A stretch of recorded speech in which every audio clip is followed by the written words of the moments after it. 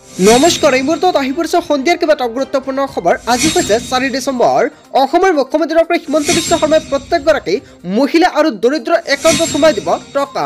মাজত মাত্ৰ 5টা দিন বাকী আছে, তাৰ পিছতে আপোনাৰ একাউণ্টত সোমাব টকা। কোনবোৰ মহিলা আৰু দুখীয়াৰ একাউণ্টত চৰকাৰে সোমাই দিব টকা, ইয়াক লৈ অসমৰ মুখ্যমন্ত্ৰী ডক্টৰ হিমন্ত বিশ্ব শৰ্মাই কেইবাটাও গুৰুত্বপূৰ্ণ মন্তব্য কৰিছে সংবাদমেলযোগে। কেৱল ইয়াই নহয়, সদনত গৰ্জন গৌৰৱ গগৈৰ, আৰু গৌৰৱ গগৈয়ে কেইবাটাও ডাঙৰ মন্তব্য কৰিছে।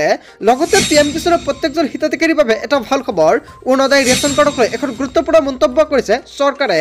কেৱল ইয়াই নহয়, লগতে কেইবাটাও ৰাজনৈতিক খবৰৰ লগতে ৰাজনৈতিক খবৰ যুগুত কৰা হৈছে আজিৰ দিনটোত।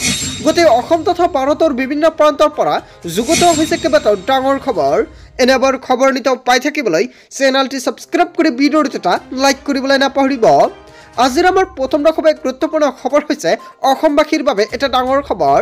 সদনত গৰ্জন গৌৰৱ গগৈৰ, প্ৰধানমন্ত্ৰী নৰেন্দ্ৰ মোদীক চূড়ান্ত পৰ্যায়ত আক্ৰমণ।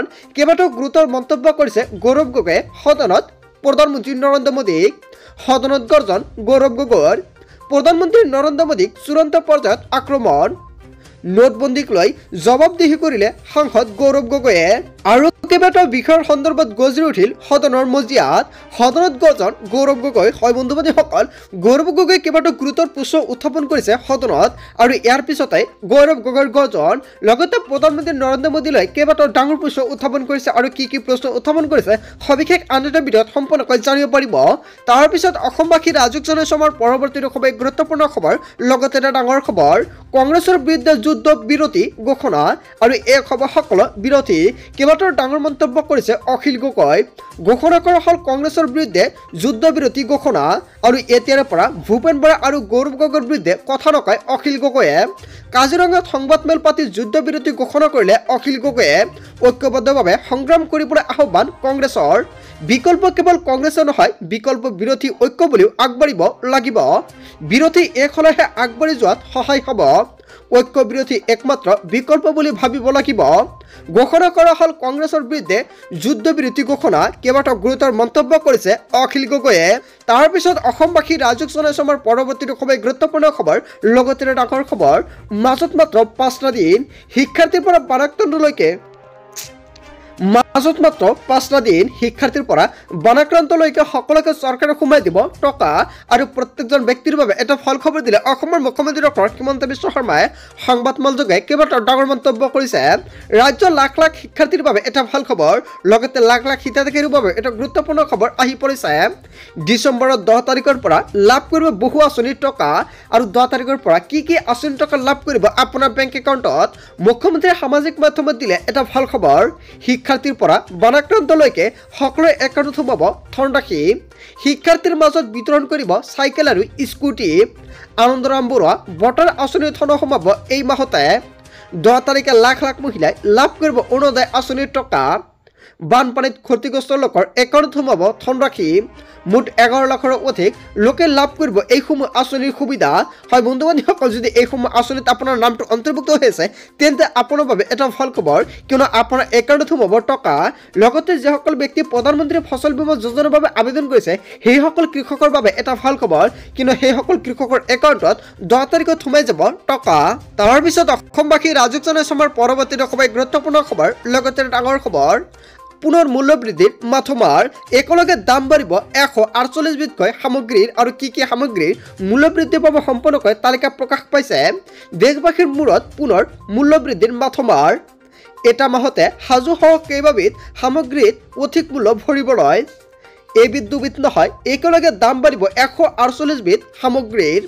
ডিচেম্বৰৰ তৃতীয় সপ্তাহতে প্ৰয়োজনীয় বহু সামগ্ৰীৰ দাম বঢ়াৰ সম্ভাৱনা। দাম বাঢ়িব চিগাৰেট, থবাজাতীয় সামগ্ৰী, খোৱাপানীৰ লগতে ক'ল্ড ড্ৰিংকছৰ। বৰ্তমান 28% পৰা 35%লৈকে GST বৃদ্ধিৰ সম্ভাৱনা। একেদৰে ৰেডিমেড কাপোৰৰ ক্ষেত্ৰতো বঢ়োৱা হ'ব GST। আপোনাৰ নিত্য প্ৰয়োজনীয় কেইবাবিধ সামগ্ৰীৰ বৃদ্ধি হ'ব মূল্য। ৰাজহ বৃদ্ধিৰ লক্ষ্যৰে 148 বিধ সামগ্ৰীত আৰোপ কৰা হ'ব অতিৰিক্ত কৰ।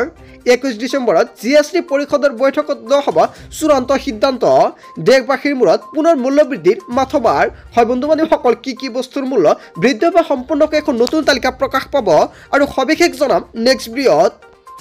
তাৰ পিছত অসমবাসী ৰাইজক জনাইছো আমাৰ পৰৱৰ্তী খুবেই গুৰুত্বপূৰ্ণ খবৰ লগতে এটা ডাঙৰ খবৰ পৰিয়ালত 5 সদস্য থাকিলেহে পাব অৰুণোদয় আঁচনি অৰুণোদয় আঁচনিক লৈ চৰকাৰৰ ডাঙৰ ঘোষণা আপোনাৰ অৰুণোদয় আৰু অৰুণোদয় 2.0 আঁচনিত নামটো অন্তৰ্ভুক্ত হৈ আছে নেকি যদি আপোনাৰ ঘৰত 5 জনৰ তলত সদস্য আছে তেনে ক্ষেত্ৰত আপোনাৰ নামটো কৰ্তন কৰা হ'ব অৰুণোদয় আঁচনিৰ তালিকাৰ পৰা আৰু কোনবোৰ সদস্যই অৰুণোদয় আঁচনিৰ টকা লাভ কৰিব সবিশেষ জানিব পাৰিব ভিডিঅ'টোৰ জৰিয়তে আৰু এই মাহৰ 10 তাৰিখে বহুতো হিতাধিকাৰী নাপাব অৰুণোদয় আঁচনিৰ টকা অৰুণোদয় আঁচনিৰ হিতাধিকাৰীৰ বাবে এটা ডাঙৰ খবৰ কোনবোৰ হিতাধিকাৰীৰ নাম কৰ্তন কৰা হ'ব অৰুণোদয়ৰ তালিকাৰ পৰা কোনে কোনে অৰুণোদয় আঁচনিৰ টকা পাব আৰু কোনে কোনে নাপাব সম্পৰ্কে জানিব পাৰিব ভিডিঅ'টোৰ জৰিয়তে কোনে কোনে অৰুণোদয় পাব আদেশ জাৰি কৰিছে চৰকাৰে এটা পৰিয়ালত 5 গৰাকী সদস্য থাকিলেহে পাব অৰুণোদয় আঁচনি অৰুণোদয় পাবলৈ পৰিয়ালটোৰ বাৰ্ষিক আয় 2 লাখ টকাৰ তলত হ'ব লাগিব ৰেচন কাৰ্ড আৰু অৰুণোদয়ক লৈ মন্ত্ৰী ৰঞ্জিত কুমাৰ দাসৰ কেইবাটাও গুৰুত্বপূৰ্ণ মন্তব্য একাংশই ৰেচন কাৰ্ড অসৎ ৰূপত ব্যৱহাৰ কৰাৰ অভিযোগ উত্থাপিত হৈছে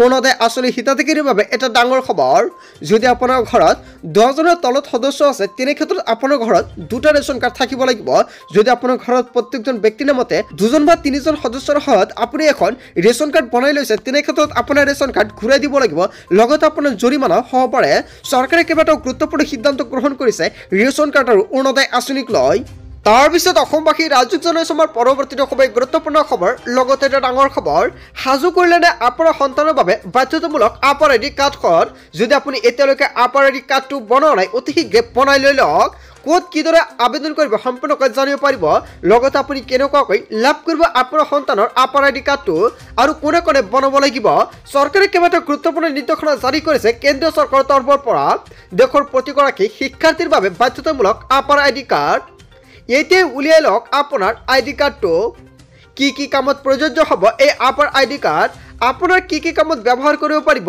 এই কাৰ্ডটো শিক্ষাৰ্থীৰ শৈক্ষিক তথ্য ভোটাৰ ডিগ্ৰী বৃত্তি আৰু অন্যান্য ক্ৰেডিট ডিজিটেলাইজ হ'ব আৰু প্ৰাক প্ৰাথমিকৰ পৰা উচ্চ শিক্ষাৰ শিক্ষাৰ্থীলৈকে সকলোকে প্ৰয়োজন হ'ব আপাৰ আইডি কাৰ্ডটো 12 সংখ্যাৰ আপাৰ নম্বৰৰ যোগেদি এগৰাকী শিক্ষাৰ্থীৰ সকলো তথ্য সংৰক্ষিত থাকিব ওৱান নেশ্যন অন আইডি কাৰ্ডৰ লক্ষ্য হৈছে কেন্দ্ৰীয় চৰকাৰৰ কিদৰে উলিয়াই ল'ব পাৰিব আপোনাৰ নামৰ আপাৰ আইডি কাৰ্ডটো অনলাইন আৰু অফলাইন দুয়োটাৰ মাধ্যমতে কৰিব পাৰিব আবেদন ৰাজ্যৰ বিদ্যালয়সমূহত আৰম্ভ কৰা হৈছে আপাৰ আইডি কাৰ্ডৰ কাম কাজ আপাৰ আইডিৰ বাবে একাডেমিক বেংক অফ ক্ৰেডিট ৱেবছাইটত প্ৰৱেশ কৰক মাই একাউণ্টত ক্লিক কৰি নিৰ্বাচন কৰক ষ্টুডেণ্ট অপশ্যনত ইয়াৰ পিছতে সাইন আপ কৰি সন্নিৱিষ্ট কৰিব লাগিব ব্যক্তিগত নথিপত্ৰ প্ৰয়োজন হ'ব মোবাইল নম্বৰ ঠিকনা আৰু আধাৰ কাৰ্ডৰ সকলো তথ্য ডিজিলকাৰ একাউণ্টত কৰক লগইন আৰু KYC পৰীক্ষণৰ পিছতে সম্পূৰ্ণ হ'ব আপোনাৰ